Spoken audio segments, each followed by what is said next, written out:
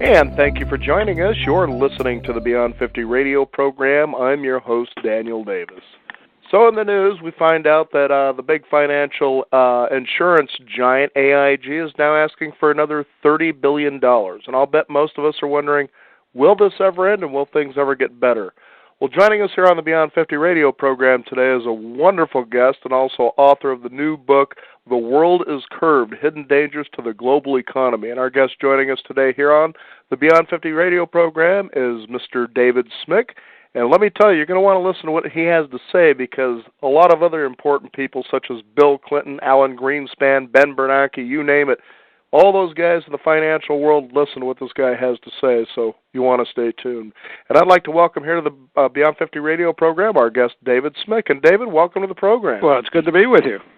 So you kind of wonder, is there going to be an end in sight here sometimes? Well, yeah, I mean, mentioned AIG. It's $30 billion here, $30 billion there. Pretty soon it's real money. Wasn't that the line?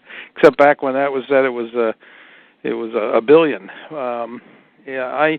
This is a very trying period, and when you look at all the stuff that's going on in Washington, you have a big fight over the budget, and you have the president talking about taking on the special interest, and then you've had a big stimulus package, and you have all kinds of other stuff going on, and none of that really matters. It matters, but there's really only one issue that is going to pull us out of this, and that's if we can fix the banks.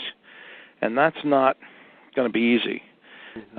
When you look at what's happening right now, if you've noticed the president's advisors, the guys who were responsible for fixing the banks, the Treasury Secretary Geithner and the president's White House economic advisor, Larry Summers, and these are good guys. I mean, I know them well, and but if you notice, they've been very, very low-key right now, and that's because this is a very, very ugly banking problem. It's going to be very tough to get out.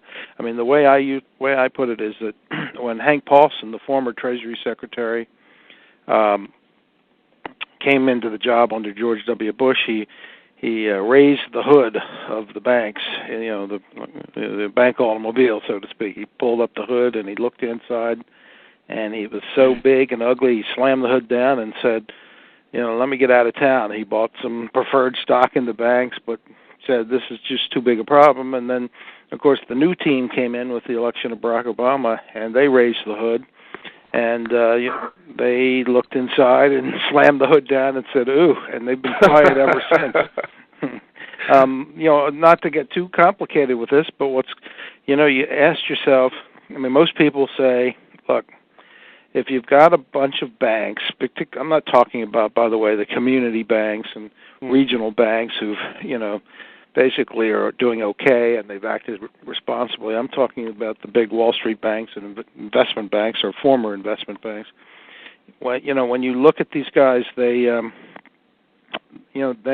sitting on, mountains of toxic waste in the form of the subprime, and you say, well, why don't they? I mean, I see it everywhere. So why don't we just call in the banks and restructure them? In other words, and it makes a lot of sense. You just, some people have called it the come to Jesus meeting. You bring them all into Washington, and you basically, change the management. You get rid of the toxic waste. The stock's, worthless, but you protect the depositors. And you break some of these dinosaurs, these too big to fail dinosaurs, up into smaller, more effective units, and then you reprivatize them and you go on from there. And that makes a lot of sense. That's how we got out of the savings and loan crisis in the early 90s, with the Resolution Trust Corporation. And you would think that with the guys that we have now who are very smart, they'd be doing that, and they're not.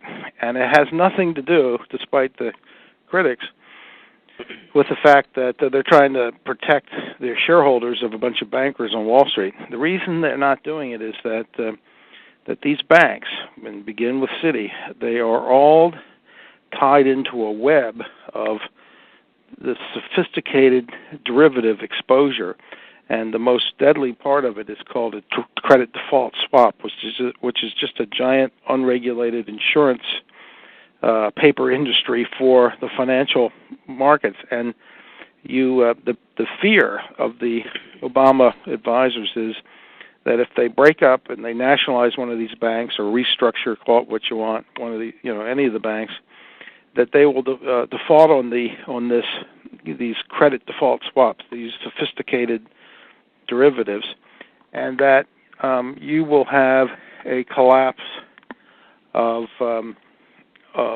entire credit default swap market, and that could have huge. I mean, it's such uncharted water. It could send us. The system is so tied in this web of interconnectedness that you could end up, with the entire financial system taking a huge hit. I mean, it's already taking a hit, but the kind of thing where it just knocks it down. And so they're scared. They really are. The administration now is paralyzed on what to do about this.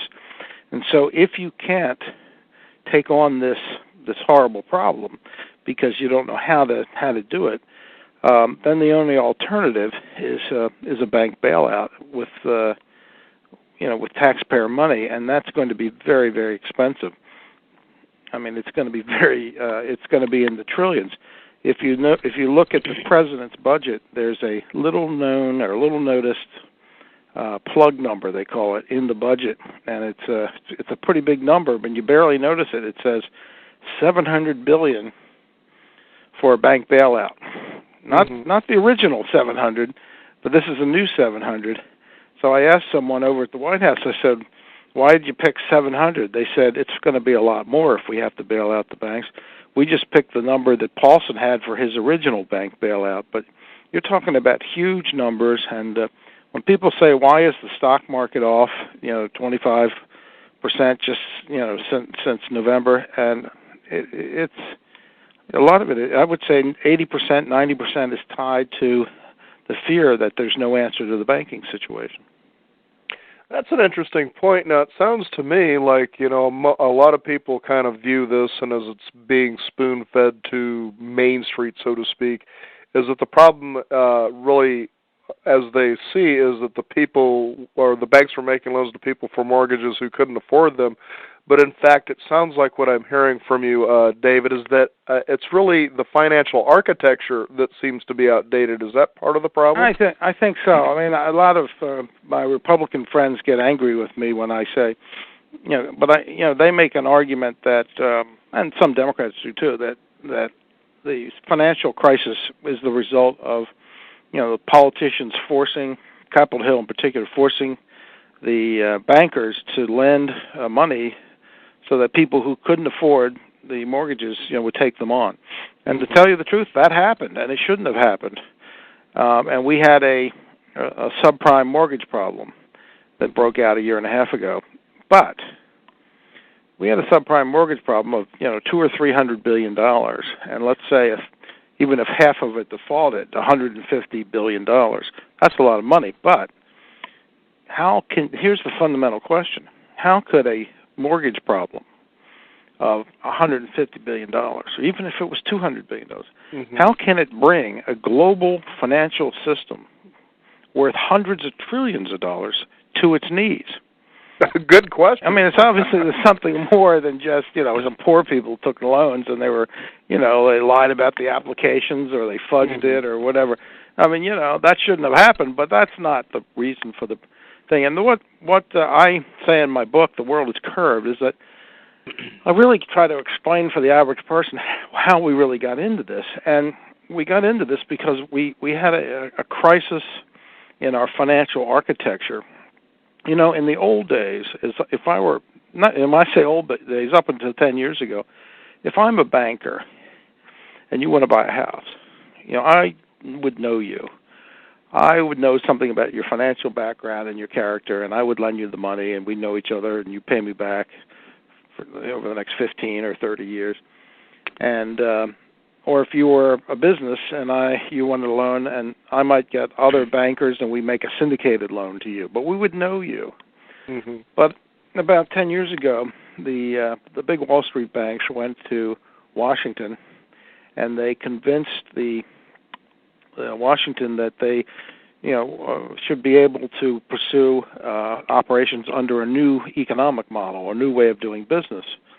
And that way was a business or a process called securitization.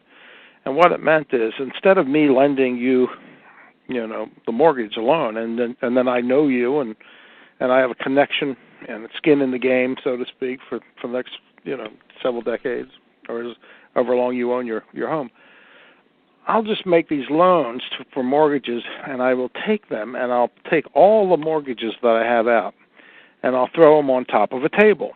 And what I'm about to explain is why we have, in my opinion, a global financial problem that's the worst we've seen since the 30s. So I put all my mortgages on the table, and I dice and slice them up into little pieces. Again, a new way of doing business. And I mix them up into kind of like a giant tossed salad. And it's a beautiful salad. And then I sell individual salad bowls of this tossed salad all over the world, and I get a fee every time I sell a salad bowl. And that salad bowl is called, and you've probably seen this in the financial press, that's called a mortgage-backed security. It has a little label on it from one of the credit rating agencies that says it's AAA rating. Now, how would they know? Well, they really have never even seen the salad. They just used a mathematical formula to say it's great salad, it's fresh, it's wonderful, it's safe. Now, here's the problem. A year and a half ago, somebody came along in the financial markets, and they discovered in one of those salad bowls that every once in a while, one of the salad bowls had a piece of lettuce, and underneath that piece of lettuce was a tiny speck of toxic waste, a defaulting subprime loan. Mm-hmm. And suddenly the financial markets around the world said, ooh, if you eat that piece of salad, that one salad bowl, you're going to be dead. Mm-hmm. But it was, most of the salad was fine, but you didn't know where the one piece of salad was that had the bad exposed toxic waste. So guess what happened? There was a buyer's strike. People stopped ordering salad, and they basically a buyer's strike against our financial architecture, particularly in the United States. People said, I don't trust these paper assets, these securitized assets that are supposed to represent value. I don't think they represent value, and they stopped buying them. And so suddenly our financial system, if it were like a living organism, its first turned red for lack of oxygen. The salad was kind of building up, and then we turned blue. Then we went into cardiac arrest. And why? Because people said, I don't want to touch the salad, and they stopped buying this. And this is the process of securitization that you probably read about. This is the process that is at the heart of our financial problem.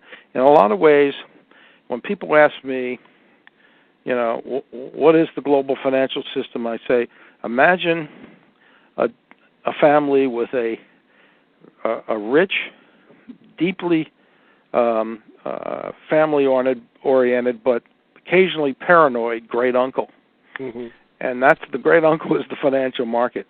And the great uncle sprinkles money around to the family as needed, and everything is fine, except every once in a while the great uncle assumes the family's holding out on information, not telling him everything that goes on. And so he becomes paranoid, and he holds back on the money. And that's essentially what happened with this financial crisis. The great uncle said all this paper that Wall Street is coming up with that's supposed to accurately measure risk that everybody's buying, we don't think that the bankers have enough transparency in this process. They're not the paper doesn't really tell us what the value of the salad is, mm-hmm. And so the great uncle pulled back the money, and that's essentially what happened. A lot of the world's investment capital moved to the sidelines. Now, in the 1930s, in the Depression, people would take their money and stuff it into mattresses. But in the 21st century, what they do is they move into short-term government paper. They buy treasury bonds, for instance. But mm-hmm. They take it out of productive uses, just like in the stock market and other things, and they do it that. And that's really what happened to our financial system, how we got there. Now, when people ask me, how this all started, what date, how it all unfolded, my answer tends to be surprising, because I usually say today's crisis, really the seeds were planted, and as odd as it sounds, the seeds were planted with the fall of the Berlin Wall in 1989. I know that sounds strange, but let me explain. When the Berlin Wall fell, within several years, you had a number of emerging markets come on the scene that had, until that point, had been under the state-controlled governments. China, India, Eastern Europe, Russia, the Baltics, and then we already had Latin America, and they came on to the capitalist system, and they essentially wanted to be like us, and they were pretty good at it. And pretty soon they modernized their systems. They became more efficient. Their productivity increased, and they started to export, and they started to make money.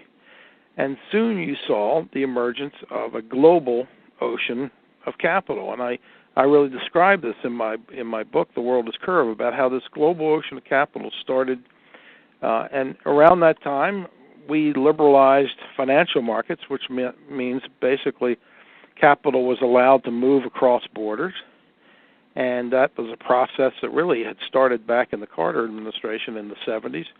And but this global ocean of capital developed because we had new economies coming onto the scene. And during this period, 1 billion people were brought out of poverty because their economies were becoming part of the capitalist system, and that was a good thing. But there were also problems associated with it, particularly after the late 90s, when there was an Asian crisis and a Russian default and a bunch of problems.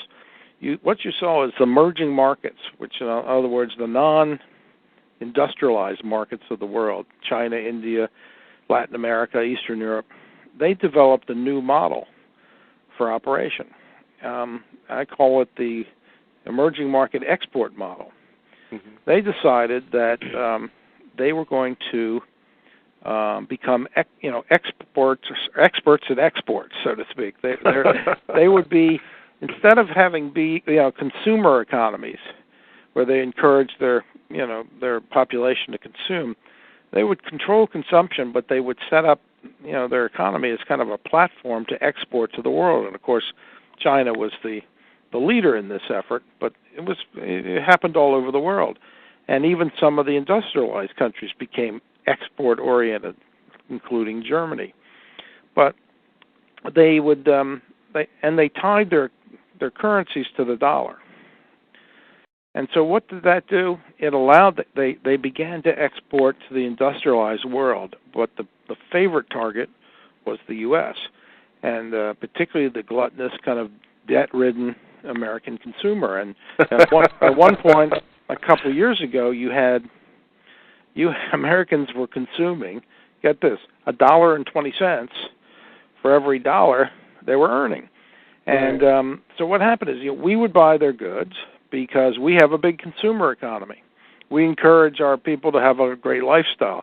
They had too great a lifestyle, and then of course we would buy our goods, and our dollars would go back to emerging markets, and they would build up piles of excess cash, excess savings, what they call reserves. And at one point, the Chinese were near $2 trillion in their reserves, but everybody kind of built up their reserves. And then they had to do something with the reserves, so they would recycle it back to the United States. They would buy our treasury paper. And to be frank, this whole process worked beautifully for a while. Mm-hmm. Americans had a great lifestyle. They were our debt was being financed from abroad. Now, we were out of balance, but so was the rest of the world. And this process kind of went along, and then when unfortunately when the financial crisis hit, no one ever imagined that the U.S. economy could collapse or would collapse the way it has. And this process by which the world exported to us and built up these mountains of excess savings, this really added to the global ocean of capital. And so we got to a point that there was so much capital in the world and too few places to invest. And again, the favorite place for the capital was the United States. We were the safest. We had the biggest market. And so you saw this flood of liquidity, like a Niagara Falls of capital pouring into the U.S. That was the period over the last decade when, if you recall, Alan Greenspan was considered the maestro who could do no wrong. Alan Greenspan would raise short-term interest rates, but long-term interest rates, the market rate, would go down because there was just so much. So many purchases of American bonds, it was distorting the financial markets. But the biggest distortion from this giant ocean of capital, and this ties into our financial problems today, it allowed us to underprice risk. It was so much capital that we were just underpricing risk everywhere. We were investing in things we shouldn't have been investing in, and part of it was we were investing in salad. I mean, not just salad. Banks were not just buying the salad; they were borrowing from the ocean of capital and leveraging the amount of money they were spending on salad. And I'll give you some numbers to tell you how bizarre it was. There was a firm, Bear Stearns, that of course went bankrupt and collapsed.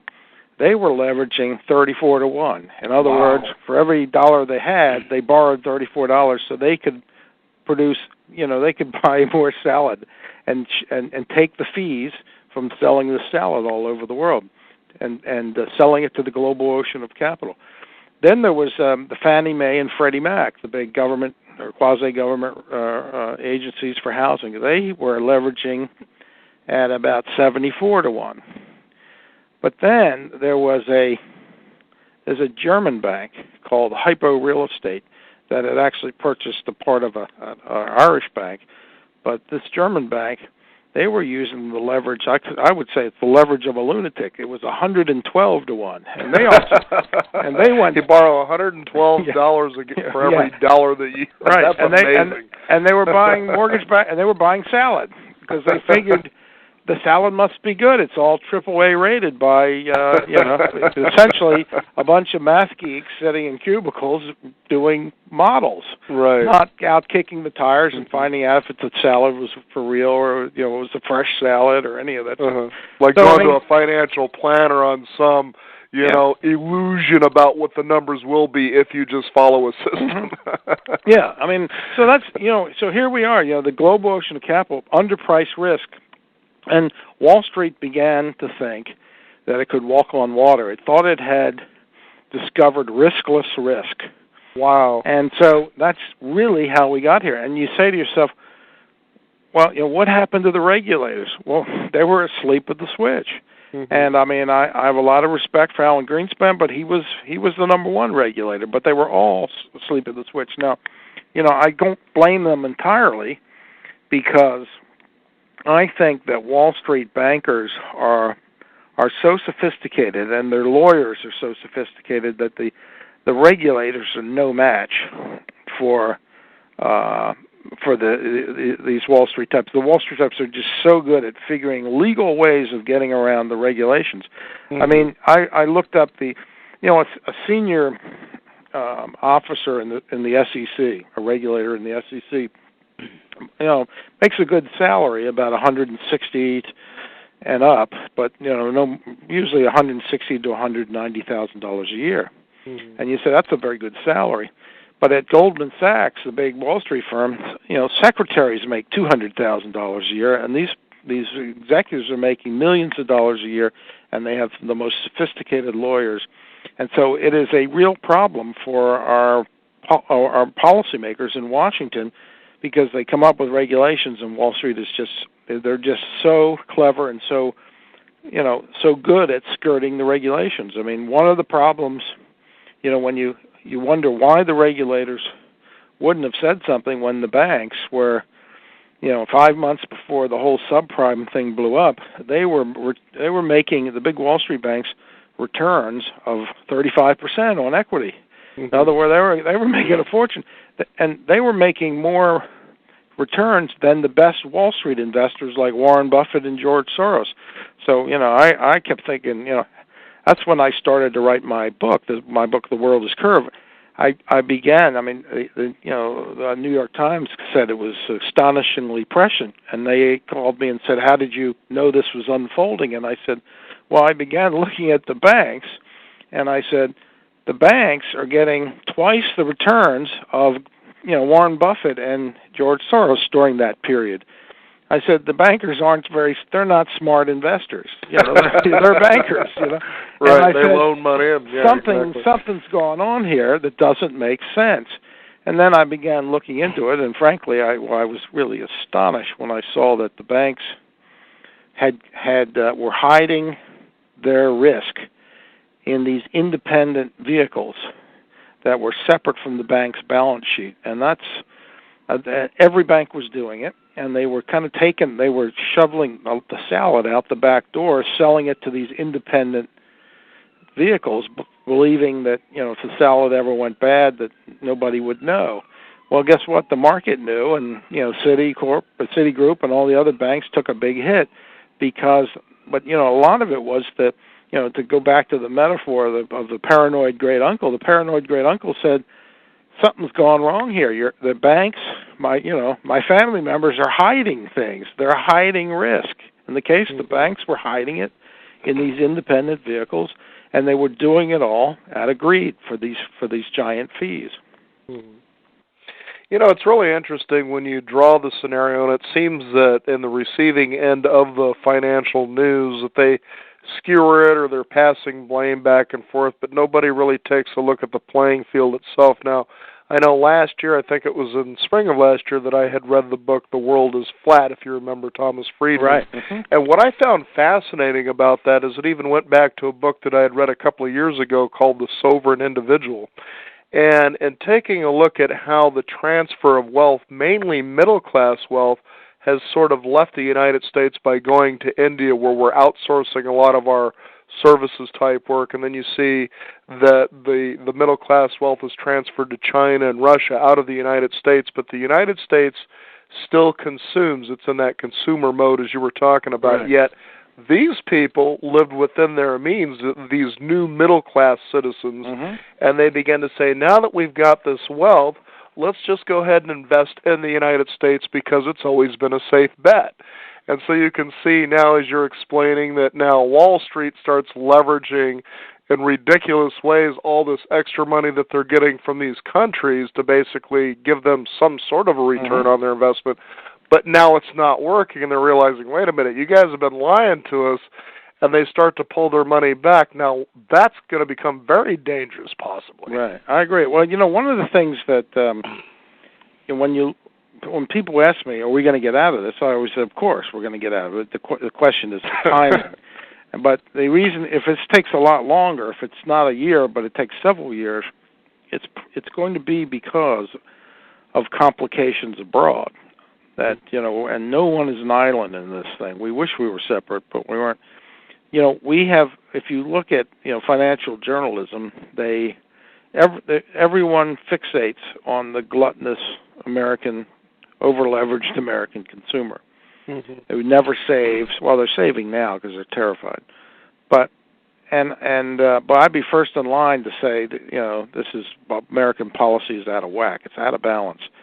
But I think one of the things that people didn't notice in this mix was that there was a flip side to this problem, and that was the fact that the rest of the world, or at least large parts of the world, particularly the emerging markets, had become dangerously dependent on exporting.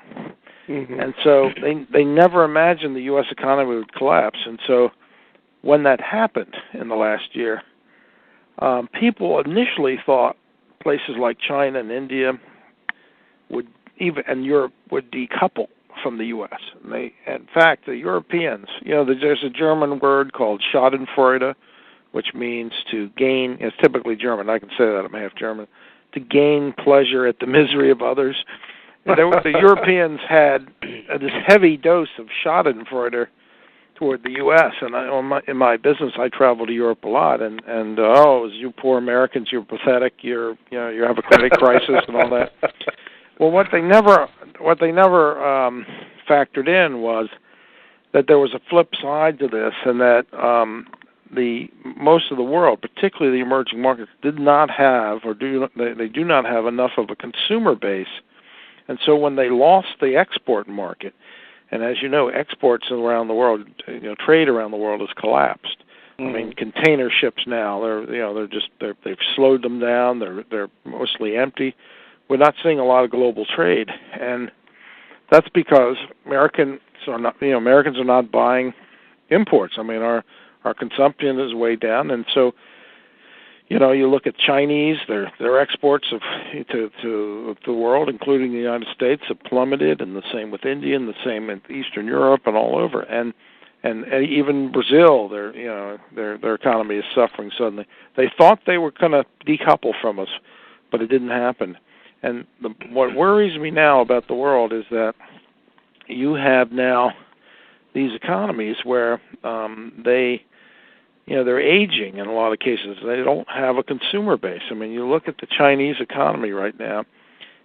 China is a social and political bubble ready to burst because the expectations in China are so great that everyone was going to join the middle class. China was so heavily, almost 40% of its GDP is exports, and those exports have collapsed. But also, it's very tough to quickly turn around and make an aging society like China into a bunch of consumers. I mean, in China, it's aging, and it's also there's no social security system. There's no safety net in that sense. So people save half of their income. So how does the Chinese government get their people to consume? I mean, I keep thinking, I don't know, they have these big, fiscal stimulus packages. Well, in the 90s, when the Japanese government was kind of moving into its lost decade of collapse, they tried 8 fiscal stimulus packages. They didn't work. And I don't know why the Chinese stimulus is going to work either. I mean, my joke is, do the Chinese authorities go around and knock on 1 billion doors and say, let me see your toaster, let me see your TV? That's an old toaster. Get in the van, get in the truck. You're in trouble. How do you force that when people are, they read the news, they're terrified, and so your TV doesn't have DVR. Get in the truck. Yeah, get in the truck. It's very hard to make this to stimulate a consumption, and when people are terrified and they're aging rapidly. So I mean, so I'm worried. If you look at Eastern Europe right now, those economies are in deep trouble, and they're slashing interest rates, and that means that their currencies are weakening, and so they're not going to pay back their debt. Now, which brings us to the European situation. I mean, to go back to the Europeans, they spent, up until 3-4 months ago, they spent a year, just shaking their heads, saying, "Pathetic America, you're a bunch of losers." And all. Well, it turns out the European banks are, anyway, depending what numbers you look at, they're at least 3 and maybe 6 times as exposed, that is, in potential trouble, because of their financing of emerging market trade than the U.S. is, because of its subprime difficulties. The Europeans they've got problems with their banks in Eastern Europe, throughout emerging markets in India and China, where they've lent massive amounts of money, and then you have the whole southern range of Europe, Greece, deep trouble. Spain is collapsing because of its real estate. Italy is in deep recession. I mean, Portugal, same thing. So, they're going to have to bail out the banks. In Europe, and particularly in the big German and Dutch banks, are going to have to bail out the southern economies. In fact, there are a lot of people wonder if the whole European, the euro and the monetary union can even survive, given all the pressures on them. Why? Because the European banks have made a lot of loans all over the world because they figured that all these emerging economies would just continue to export, and Europe and the U.S. would continue to buy it. But now that export model, so to speak, has made a crash landing, the European banks could easily be in trouble. Now you say, why, if you're sitting in the United States, would you even care about a European bank? Well, the answer is that, as we saw with Lehman Brothers when it collapsed, the whole financial system is interconnected. And so if a big German bank, like a Deutsche Bank or something, collapsed, I got to tell you, we would have a real problem given our financial system, which is basically on life support. So that's why when people ask me how long will it take to get out of this, I say, tell me about the world. tell me about policymakers. Do they make stupid mistakes? Do we get into a trade war? Do we try to stop capital from moving across borders and all the kind of things you do? When the global economy is expanding, when the pie is expanding, everybody in the world loves everybody else. But when it's the other way around, you got to watch out, because that's when the surprises come. And I'm hoping that President Obama becomes more of a leader in the world, at least for contingency planning. I mean, there's a big meeting coming up in the beginning of April, a G20 meeting of all the world's powerful economies, and this may be the most important economic meeting since 1944, or at the end of World War II. When we had the Bretton Woods meeting.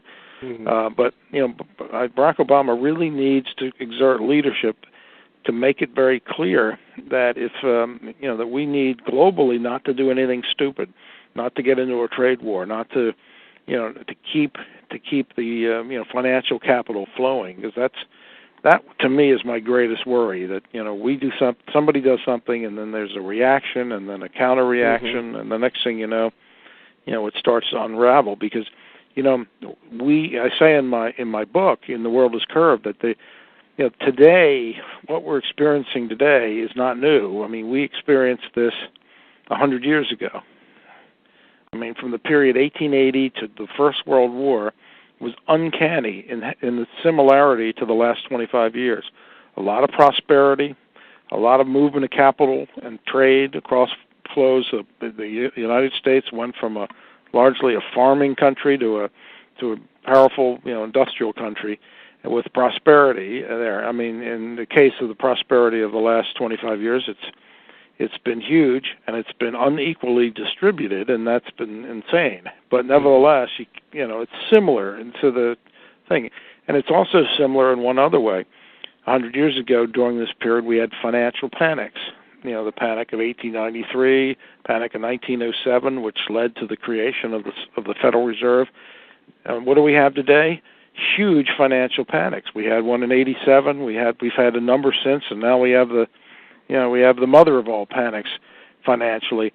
But the question is, back then there was no leadership in the world, and the world just kind of, after World War I, the Britain, which was the most they were in our role, they were the most powerful nation in the world. They lost confidence and they couldn't lead, and the world suddenly, within a little more than a decade, was at each other's throats, economically and militarily too, but economically. And I worry that we might repeat that, where suddenly we're at each other's throats economically, and that's the thing that scares me. That's how we get into a prolonged period of weakness.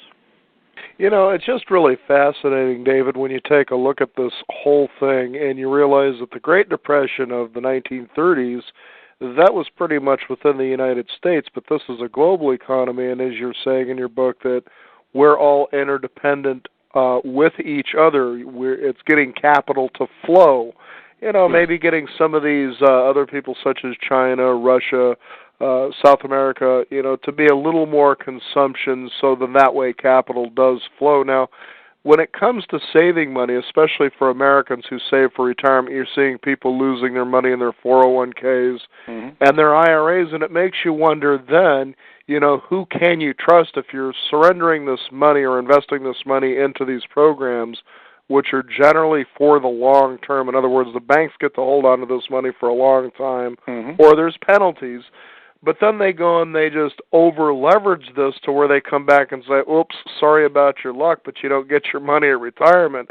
You can see how even the confidence within the U.S. investing system would wane as well, to create a ripple effect to these other countries around the world to say, why would they be a safe bet? And then you say, well, hopefully Barack Obama will rise to the occasion as a leader. Now, here's what's disturbing about that is just recently in the news, apparently Rush Limbaugh has been appointed to be head of the GOP, and he's outwardly saying that he hopes Obama fails. And I think, what kind of an American is this? Yeah, I saw him on the news. He looked a little bit like, a lot of us need to lose a little weight, but he looked like kind of a beefy Johnny Cash, where he had like his black shirt and this open collar. When I first saw him, I thought, where did I say it was Johnny Cash? Remember, Johnny Cash always wore black, right? And he had that kind of look, And I don't know, I don't know a whole lot about Rush Limbaugh. I see it in the news and all that. I don't. From what I can see, I don't think the Republican Party at this point is relevant, because the fights are all going to be within the Democratic Party, and I think they're going to break out soon. I mean, the Republicans don't have the votes. Mm-hmm. And so I think the fights are going to be in the Democratic Party. I think there will be a fight over the budget, because I hear there's a rump group of about 15 Democrats now that are meeting. And I was a little worried for Obama, because I think they're probably going to have a fight. Look, they're all out. Anytime you push a button, or a budget, you're going to have all kinds of people moving on it. I mean, the charities are going to be hit, so you got. They're going to be, Obama said, they're going to be special interests fighting, and so they're going to fight back, and there'll be all kinds of groups fighting back, and so I don't know. I just don't think that whether whatever Rush Limbaugh is for Barack Obama or against matters. I think because when you got the votes, you got the votes. The key is, can he control his own party and bring them across the line for a plan. Now, there are a lot of positive things about what Obama has done. There was one thing I wish he would do more of, and I wish that his stimulus and his budget plans did more for business startups. I mean, everybody in Washington has a lobbyist, but logically speaking, businesses that are yet to exist, they don't have lobbyists fighting for them. And Bill Bradley, the Democratic senator from New Jersey, is a good friend of mine, and he was saying the same thing. And he said, Obama needs to, have a, even a $8 or $10 billion of that $850 billion stimulus package. It should, it's too bad that some of it didn't go for a small amount, 1%.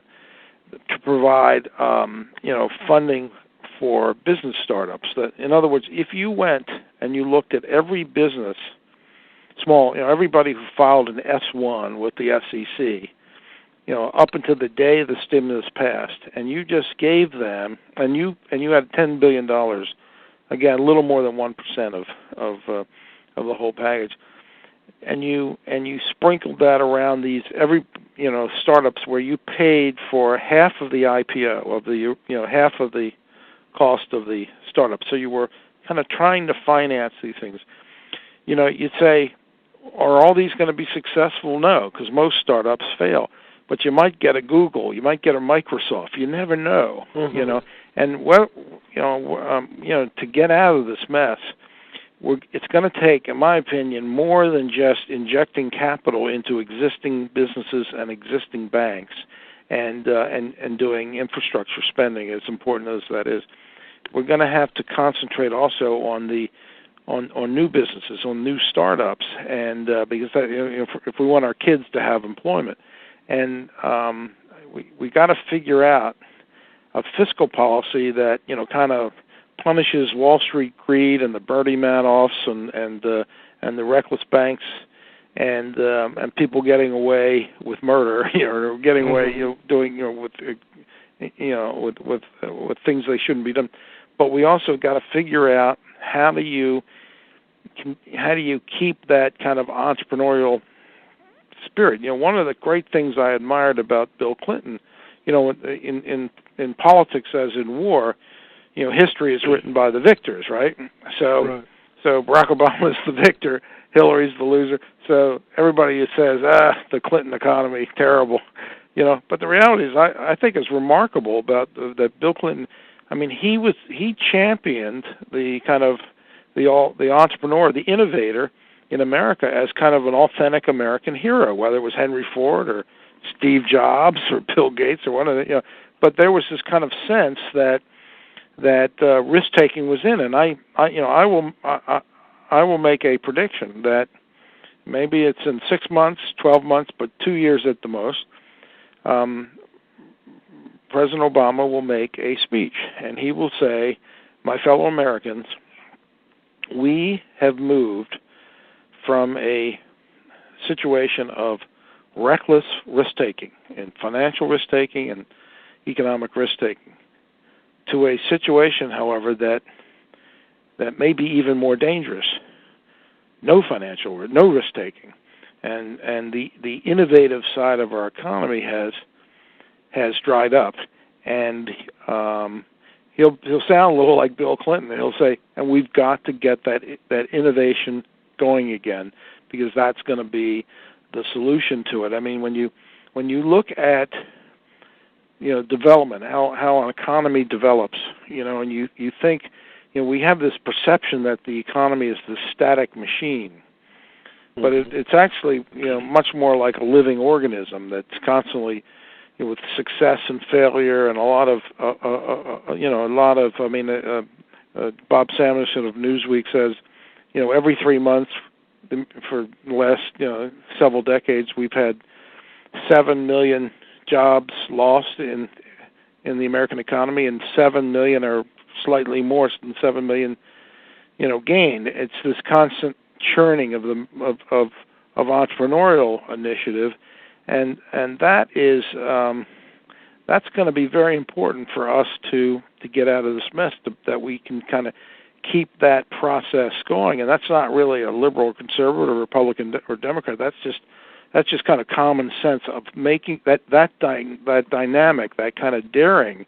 I mean, you look at the history of the American economy, and something as common and essential as the ballpoint pen, that didn't come from some research. That came from some insurance executive who was fiddling around on a rainy day on a summer vacation. And you look at something like the automatic transmission, you think, well, that must have come from, the big 3 auto companies in Detroit. No, it came from some struggling supplier, working out of his house. And you look at, and I suspect that the answer to finding the solution on the energy front is going, the breakthrough on the energy is probably some brilliant guy who quits his job and works out of his garage and develops the breakthrough. And that's that kind of an entrepreneurial daring, that innovation that sounds all like fluff, but I kind of agree with Bill Bradley that it's very important that we keep an eye on that we keep that, and even if we can help fund some of it, knowing that most of the funding will fail, but you luck out and you get, as I said, the next Google, or the next Microsoft, or the next, some outfit that suddenly discovers the new propulsion system, and the American auto industry is back in business. Mm-hmm. It's interesting that you brought up that scenario for 2 reasons. One is how the American dream turned from the American creative purpose into being the American consumer.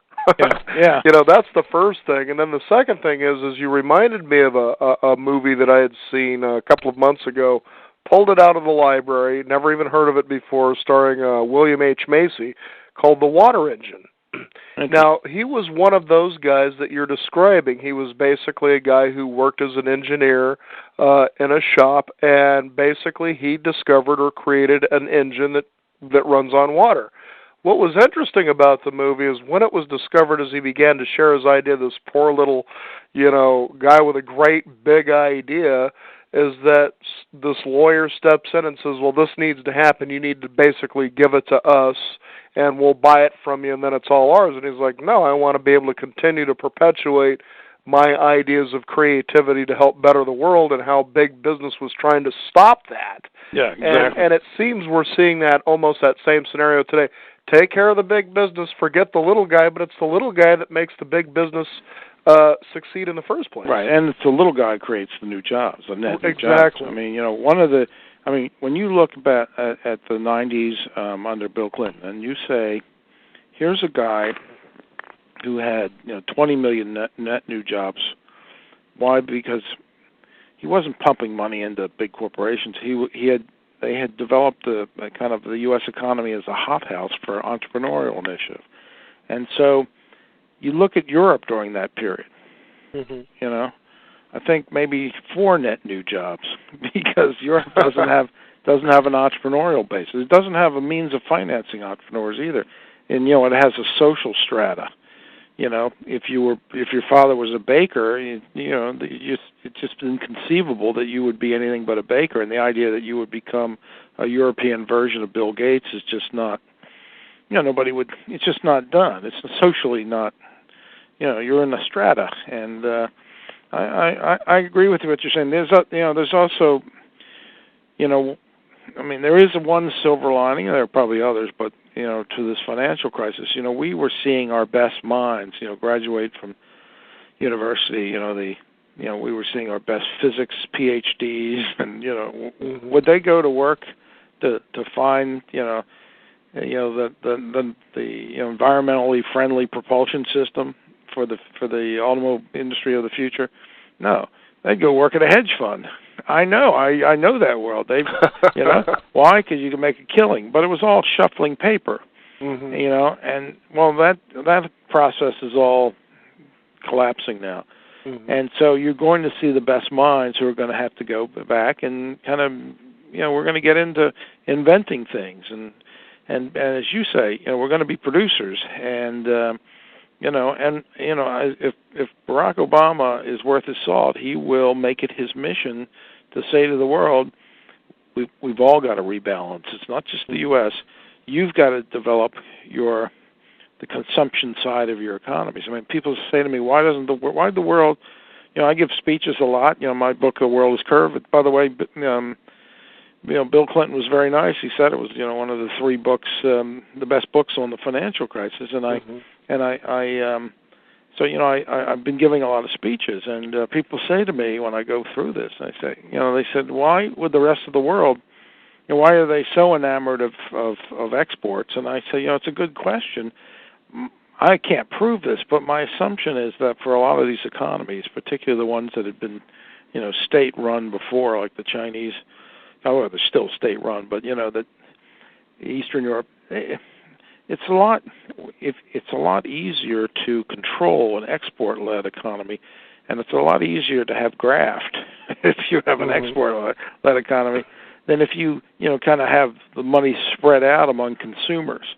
If the exporters, who knows how much of China's mountain of huge mountain of savings, which in their central bank and in their economy, controlled by the government or by government investment agencies, there's a percentage that leaks off into graft, and I think there's a certain element of that throughout the world.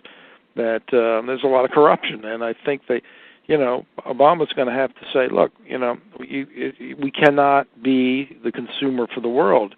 This has been a disaster, and you thought it was just a disaster for us. It's a disaster for everybody because, mm-hmm. and we want to export our goods to you as well, and not just wheat, and agricultural products and hedge funds. We want to do more than that. We want to, and so I think that maybe this is pretty ugly, but if we we might be able to rebalance this, and we need certainly a new financial doctrine. We need a new rule book, a new game plan for the world, and I'm hoping that Obama, the guy has enormous pressure on him now. I hope that he, can take the time to have a global perspective. You really can't.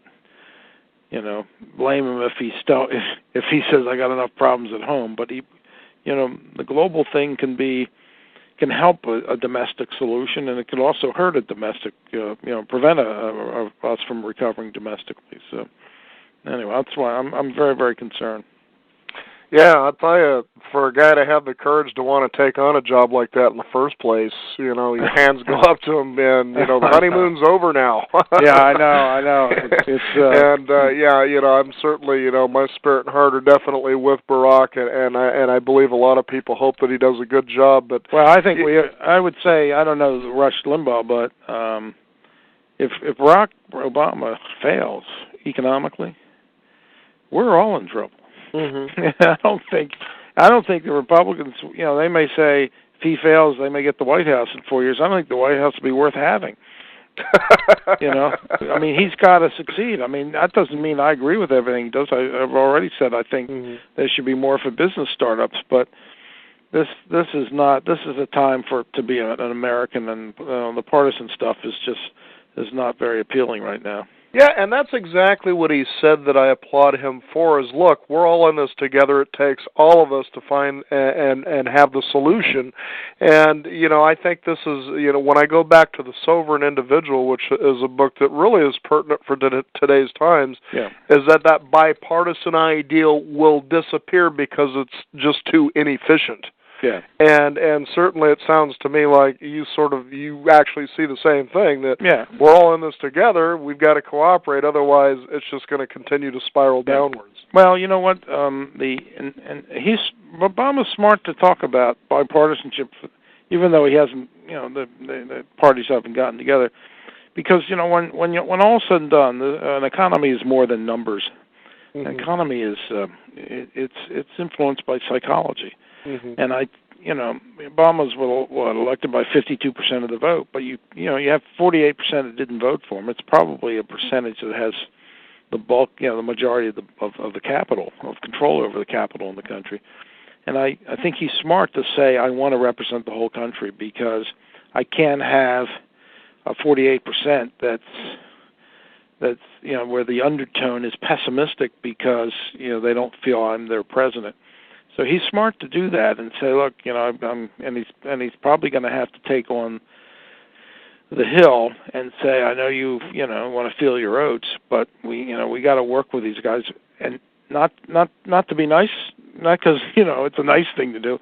It's we got to send the message economically that everybody's behind the plan, and and I hope he does that, because I think it's essential that we turn this psychology. I mean, so much of this is, if you believe in the future, then you work, save, and invest and consume like you believe in the future. And if you don't, and if half the country believes, Obama is going to be a failure, or in the case of, you say, Limbaugh, he should be a failure, that may be a horrible thing, but also it's not a good thing for Obama, because that's half the economy, or almost half the economy, and it may be a majority of the those who decide where capital goes. So these are serious times, and we've got to pull together.